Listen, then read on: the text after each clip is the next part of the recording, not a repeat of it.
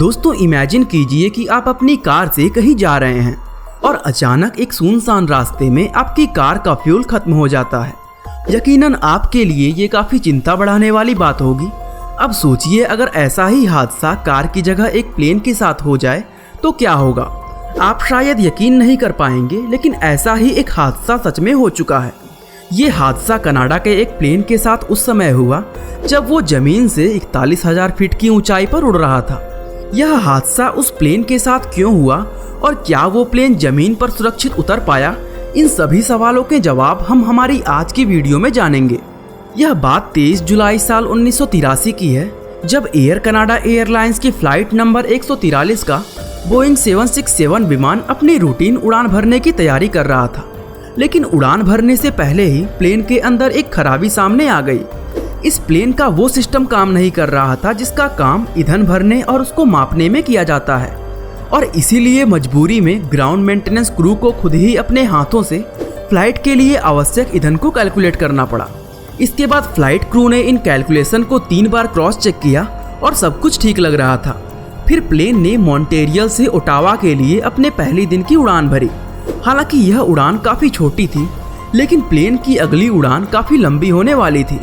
इस बार प्लेन को ओटावा से एडमोंटन जाना था, जो 2800 किलोमीटर लंबा सफर था। फ्लाइट के कैप्टन रॉबर्ट पियर्सन ने इस दूसरी उड़ान को भरने से पहले एक बार फिर प्लेन का ईंधन चेक करवाया था। मेंटेनेंस क्रू ने एक बार फिर से ईंधन को चेक करके बताया कि प्लेन में लगभग 45,000 पाउंड ईंधन मौजूद है। प्लेन के पायलट रॉबर्ट पियर्सन और को पायलट मरीस क्विंटॉल ने अंदाजा लगाया और पाया कि प्लेन का ईंधन सफर के लिए पर्याप्त मात्रा से भी ज्यादा था। लेकिन असल में ऐसा नहीं था। प्लेन के अंदर ईंधन की असल मात्रा सिर्फ 20,000 पाउंड थी। प्लेन का फ्यूल मापने में मेंटेनेंस क्रू और फ्लाइट क्रू दोनों ही से एक बहुत बड़ी गलती हो चुकी थी। दोनों ही इस बात को पूरी तरह भूल गए थे कि कनाडा में उस समय मापने के इंपीरियल सिस्टम को मैट्रिक सिस्टम से बदला जा रहा था, और जब ईंधन को किलो की जगह पाउंड्स में मापा गया तो यह गड़बड़ हो गई। प्लेन के अंदर इतना ईंधन मौजूद नहीं था कि यह सफर पूरा किया जा सके, और जब प्लेन 41,000 फीट की ऊंचाई पर उड़ रहा था तो उसके अंदर पहली वार्निंग दिखाई देती है। यह वार्निंग प्लेन के बाएं विंग से आ रही थी।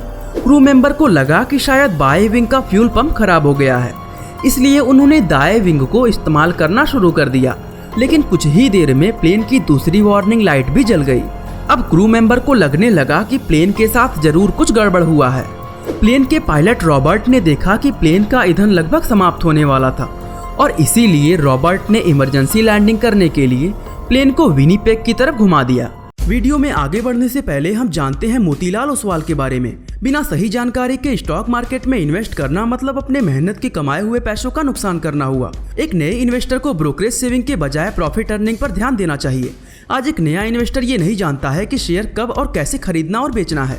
अगर आप स्टॉक मार्केट में इन्वेस्ट करना चाहते हैं तो आपके पास डीमैट अकाउंट होना बहुत जरूरी है। इसके लिए आप मोतीलाल ओसवाल में मुफ्त में डीमैट अकाउंट खोल सकते हैं, जो आज इंडिया का one of the best brokerage company है, और इनका मेंटेनेंस चार्ज भी 0 है। मोतीलाल ओसवाल 30 से अधिक वर्षों से अपने 10 लाख ग्राहकों के लिए काम कर रहा है।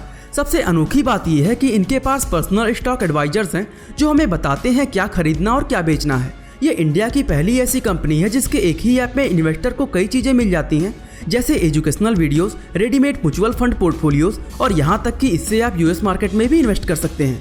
मोतीलाल ओसवाल में आपको 3,000 रुपए का डिस्काउंट कूपन और 1,000 रुपए का ब्रोकरेज फी भी मिलेगा, जिसको आप मोबाइल या कंप्यूटर किसी से भी ट्रेड कर सकते हैं। अकाउंट ओपन करने के लिए आपको पैन कार्ड, आधार कार्ड और बैंक प्रूफ जैसे डॉक्यूमेंट्स की जरूरत होगी। दोस्तों, डीमैट अकाउंट ओपन करने के लिए आप डिस्क्रिप्शन बॉक्स में दिए गए लिंक पर क्लिक करके अपना नाम, फोन नंबर और सिटी को दर्ज करें। अभी प्लेन को विनिपेग की तरफ घुमाए कुछ ही मिनट बीते थे कि प्लेन में एक अलार्म बजने लगा। इस अलार्म का मतलब था कि प्लेन के दोनों इंजन पूरी तरह बंद हो चुके हैं। प्लेन के दोनों पायलट इस तरह की समस्या का सामना पहली बार कर रहे थे, और उन्हें कुछ समझ नहीं आ रहा था कि वे क्या करें। चूंकि एक प्लेन के सभी सिस्टम इंजन की पावर पर ही काम करते हैं, इसलिए प्लेन के सभी महत्वपूर्ण सिस्टम इंजन के साथ ही बंद हो चुके थे। यह विशाल प्लेन सभी यात्रियों और क्रू मेंबर के साथ जमीन से 41,000 फीट की ऊंचाई पर एक ऐसी अवस्था में था जहां इसको नियंत्रित करना लगभग नामुमकिन था।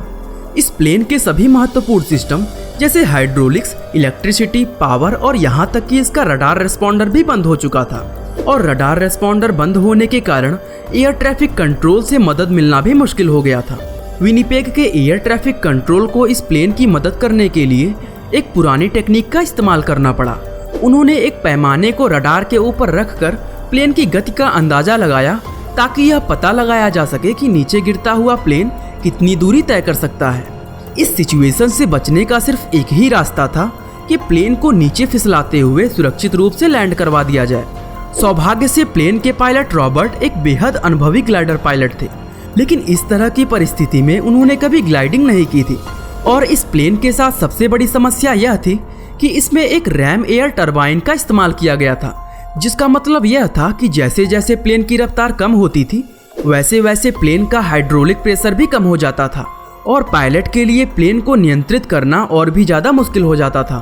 चूँकि प्लेन के लगभग सभी सिस्टम काम करना बंद कर चुके थे, इसलिए यह प्लेन 2000 फीट पर मिनट की रफ्तार से नीचे की तरफ गिरने लगा और एयर ट्रैफिक कंट्रोल व जहाज के क्रू ने अंदाजा लगाया कि इस प्लेन का विनिपेग एयरपोर्ट तक पहुंचना असंभव था। यह लोग प्लेन को लैंड करवाने के लिए किसी सुरक्षित जगह के बारे में सोचने लगे। तभी प्लेन के को पायलट मरीस क्विंटाल को याद आया कि पास में ही एक पुराना रॉयल कैनेडियन एयरफोर्स बेस है जहां वो लैंड कर सकते हैं। क्विंटाल इस जगह के हवाई क्षेत्र को अच्छी तरह जानते थे और यह एयरफोर्स बेस लंबे समय से बंद भी पड़ा हुआ था। प्लेन को लैंड कराने के लिए यही एकमात्र सबसे सुरक्षित जगह नजर आ रहा था, इसलिए सभी ने निर्णय लिया कि प्लेन को यहीं पर लैंड कराया जाएगा। लेकिन जैसे ही प्लेन रनवे के नजदीक पहुंचा तो पायलट को महसूस हुआ कि प्लेन अभी भी काफी ऊंचा है। पायलट ने प्लेन को तेजी से नीचे करने के लिए फॉरवर्ड स्लिप टेक्निक का इस्तेमाल किया। इस टेक्निक में जहाज को खास आगे की तरफ तिरछा कर दिया जाता है, जिससे जहाज तेजी से नीचे की तरफ आने लगता है। हालांकि कॉमर्शियल प्लेन में इस टेक्निक का इस्तेमाल करना काफी जोखिम भरा होता था, लेकिन उनके पास कोई और रास्ता नहीं था। सौभाग्य से जहाज के पायलट को इस तरह की टेक्निक का अच्छा अनुभव था और उन्होंने इस टेक्निक का इस्तेमाल बड़ी कुशलता से किया। लेकिन इन लोगों की मुसीबत यहीं खत्म नहीं हुई। एक चीज जिस पर किसी ने भी ध्यान नहीं दिया था वो ये था कि यह एयरफोर्स बेस पूरी तरह खाली नहीं था। असल में यह पुराना एयरबेस अब लोगों के लिए एक पार्क बन चुका था, जहां लोग मौज मस्ती करने के लिए हमेशा मौजूद रहते थे। और उस दिन भी इस पार्क में काफी लोग मौजूद थे। चूंकि प्लेन के दोनों इंजन भी बंद थे, इसलिए जहाज बिना कोई आवाज किए तेजी से आगे बढ़ रहा था और किसी को भी इस बात का अंदाजा नहीं था कि एक विशाल प्लेन उनकी तरफ आगे बढ़ रहा है। दोनों पायलट प्लेन को नियंत्रित करने में इतने व्यस्त थे कि उनका ध्यान बेस में मौजूद लोगों पर गया ही नहीं। लेकिन लोगों ने समय रहते ही इस विशाल प्लेन को उनकी तरफ आते हुए देख लिया और वह तेजी से उसके रास्ते से हटकर भागने लगे। उनके पास इतना समय नहीं था कि वह पार्क से बाहर निकल सके। इतने में प्लेन रनवे के बेहद नजदीक पहुंच गया और जैसे ही प्लेन रनवे पर उतरा, कैप्टन पियर्सन ने लोगों को बचाने के लिए तुरंत ब्रेक लगा दिया, जिसका नतीजा ये हुआ कि जहाज का सारा वजन उसके अगले हिस्से में आ गया और इसकी वजह से प्लेन के अगले पहिए टूट गए।